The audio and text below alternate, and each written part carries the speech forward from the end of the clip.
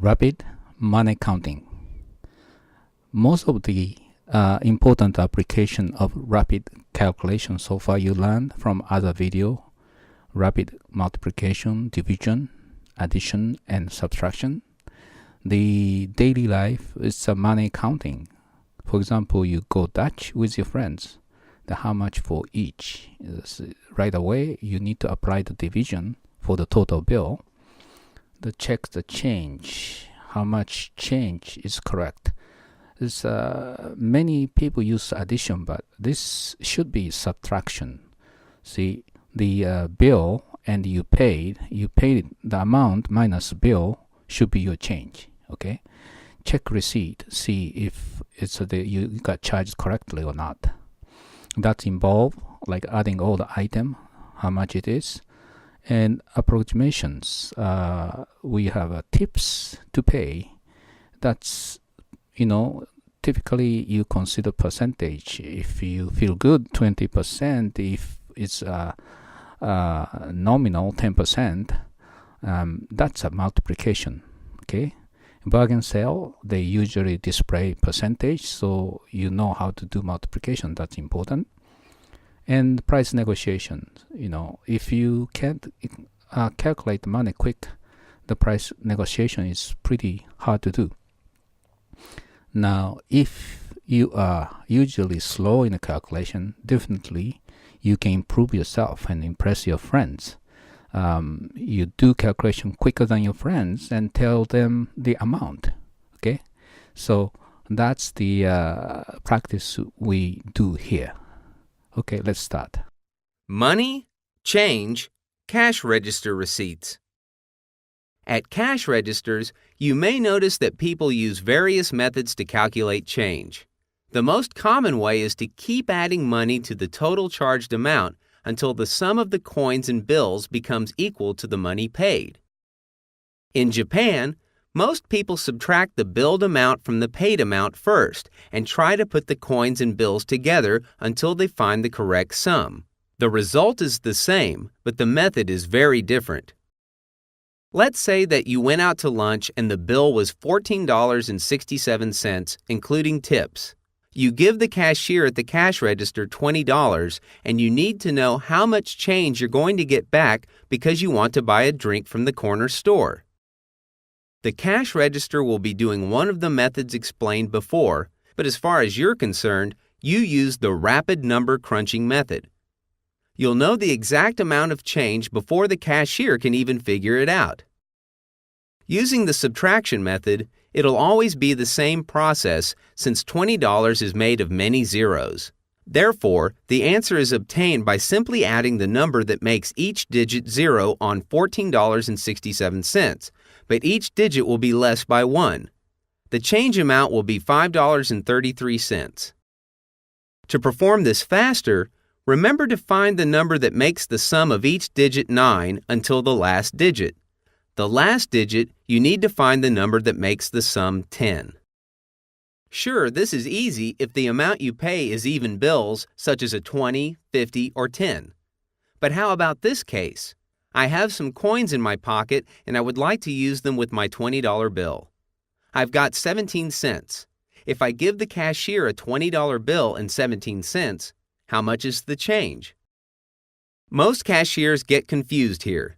Adding bills and coins to $14.67 to the amount of $20.17 is not easy. You look at 17 cents and compare with 67 cents, and you need 4 to turn 6 into 10. So add 4 into 1 and get 5. Next, 7 and 7 are the same, so you get 0. The answer is $5.50. I get a $5 bill and 2 quarters. Nicer change for my pocket than 17 pennies. The problem is that many cashiers will get confused when you give them change such as $20.17 unless they've got a cash register to figure out the balance for them. Before you even go to the cash register, you get the bill after eating lunch with your friend or finish shopping where you purchase several items. Here is what you can do to polish up your skills for rapid number crunching methods. Decide what you want from either the items from the menu during lunch or the store you're shopping. Keep adding the amount to the balance. For example, you walk into a store and start with a balance of 0. You pick up some bread, $2.49. You pick up some butter, $4.99. Then immediately do the addition using the rapid number crunching method, which makes it $7.48 so far. You pick up a meat pack for $12.45 and then add it immediately to get $19.93. You pick up a carrot pack at $4.35. The total is now $24.28. Now, going through the cash register, you need to figure out sales tax. Assuming the sales tax is 8%, this means tax can be calculated by 2 times 2 times 2, doubling it 3 times. 24.28 will be 48.56, 97.12, and then 194.24. Remember, 8%, you need to shift a digit by 2, so tax will be $1.94. Adding this to the balance, we get $26.22. At the cash register, you'll know exactly what the total amount should be. People usually check their receipt to see if any error has occurred during their transaction. Without checking it, you'll always know if you're being overcharged. Often the register will add the same item twice, or perhaps the wrong price is used to ring up the item you purchased. When you do this practice, you do not need to check anything on the receipt, just check the total amount. When the total amount is correct, you can tell the cash register, "Great job, you did it right." People probably won't believe that you did all the calculations in your head. Why don't you do this every time you go shopping to polish up your skills for the rapid number crunching methods? In a restaurant, you have a lunch or dinner with friends. Unless you offer to pay for it, you need to divide the bill. First, figure out the tips for the bill, $57.34. 10% is easy, just $5.74. Adding this to the bill will be $63. You may cut off the lower digit since you are doing this just by looking at the number $57.34 on the bill. The service was good and you want to give 15% instead. 15 is 5 times 3, and multiply by 5 means take a half. But multiplying by 3 means double it and add the number itself. Here you are doubling and taking half of the number. Therefore, this means we can keep the original number and add the half of it. The half of this amount is $28.67. Adding to the original number produces $95. Shifting one digit, $9.50. Adding this tip to the original bill makes the final amount of $66.80. As you may have noticed, I started cutting lower digits in order to speed up through the process. You're supposed to take a look at the bill where you see the amount of $57.34 and not use a pen. Everything must be done in your mind. Now, you need to divide the bill of $66.80 among friends. Did you follow how we applied rapid number crunching methods? 8% of $49.25 is double, double, and double. It is almost $50, so doubling 3 times, it will be $4. Adding 4 to $49.25 and ignoring 25 cents for now, we have $53. Dividing by 4, taking a half twice, $13.25. Need another example? The next section is about approximating. By approximating, we can further increase the speed of a calculation. In our daily life, we often do not need an exact figure as the answer for a question. Approximation is a very important part of rapid number crunching methods. Even a scientific calculator uses approximation in order to gain speed. Approximation. Approximation is an important part of the number crunching method. It is often true in our daily life that we do not need an exact figure. In such a case, using approximation will be very helpful to speed up the calculation. So far, we have learned how to add and subtract from higher digits. This is very important because you can calculate the larger part of numbers first and, if necessary, ignore the smaller part of figures. For example, if you are interested in an approximated answer for a 5-digit number's addition or subtraction, you use the rapid method to get the upper 3 digits and ignore the remaining. When you add 3,245 and 3,012, you may just look at this as 3,200 plus 3,000 equals 6,200. The approximation is often sufficient. Again, you are adding or subtracting from the higher digit to obtain the approximated answer.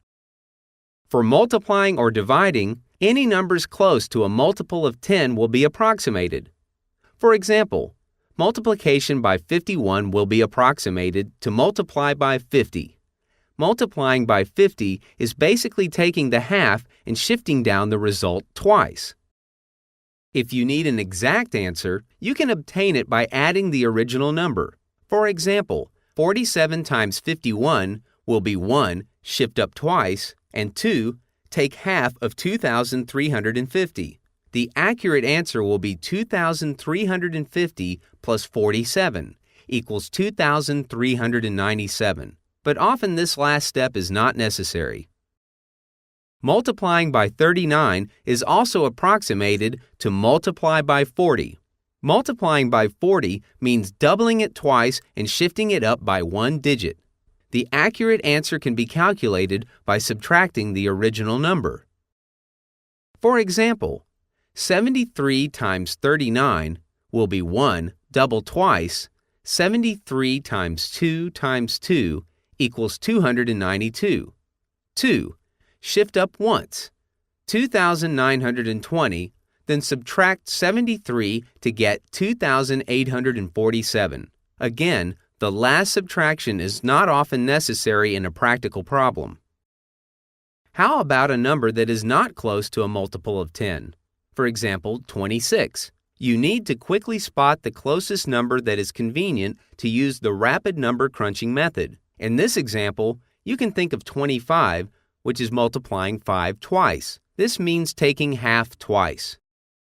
If the number you have to multiply is 48, then 48 times 26 is approximated to be the half of 48, which is 24. And half of that is 12. Shifting up twice, 1,200. This was quick calculation, but if you need an accurate answer, you add the missing 1 and end up with 1,248. Remember, you do not need to get an exact value if the approximated answer is good enough for your needs. We leave this practice to you. Try confirming the answer with a calculator. For dividing, you can use the same method, but getting an exact number is more difficult. Compensation for a missing 1 does not work in the same manner. For example, dividing by 11 can be approximated as divide by 10, but there's a missing 1. However, this is unlike the multiplication method, and you can't get an exact number by simply adding or subtracting the original 1. In division, you cannot simply add or subtract the original number to get an exact answer. Most likely, you need to stay with the approximated answer for a division. The difference between them and the exact answer and the approximated answer is called an error in mathematics. This error can be compensated by the missing 1 method in multiplication. We cannot use the missing 1 method in division, but we can reduce the error by calculating the compensations within the division. And how do we do that? Say we need to divide 936 by 31. We divide it by 30 instead and get the easy answer of 31.2. How much is it off from the exact answer? You take the top digit of 936 and divide it by the square of the top digit of 31. We get 9 divided by 3 times 3 yields 1. You need to deduct 1 from the answer and you get 30.2.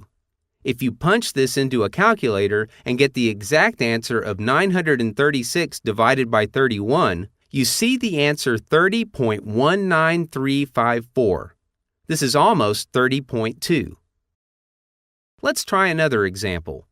248 divided by 51, we divide 248 by 50, which is very simple. Double it and shift down twice and get 4.96. The estimated error is the top digit, 2, divided by the square of the top digit, 25, so we get 0.08. When you subtract this from 4.96, you get 4.88. The exact answer from a calculator is 4.86274. This shows that we have a pretty accurate answer. I hope you remember how to divide a number by 9. If you don't, please go back to the division chapter. How about dividing a number by 19 or 39? Basically, we use the same method, but instead of subtracting the error, we add it. For example, 844 divided by 39 will be 844 divided by 40 plus 8 divided by 4 times 4. Notice we use 4, not 3 for 39. 39 is considered to be 40 already. The answer is 21.1 plus 0.5 equals 21.6. From a calculator, we get 21.641. Let's practice some more, shall we? How about an easier number? For example, 26 or 24 instead of 25. Actually, this method gives a pretty good approximation. Take a look at the example. 125 divided by 26 is close to 125 divided by 25. 125 divided by 24 is also close to 125 divided by 25. The error is given by the top digit divided by the square of the divisor's top digit. In this example, 1 divided by 2 times 2 equals 0.25. Since 125 divided by 25 equals 5, 125 divided by 26 should be very close to 5 minus 0.25. It'll be equal to 4.80, and 125 divided by 24 is 5.20. 5 plus 0.25 equals 5.25. The exact answer for 125 divided by 26 is 4.8, and 125 divided by 24 is 5.20. All right, are you ready to tackle some more practical issues? I know. You got a lot of stuff to digest here. Especially its money matter. You have to practice a lot.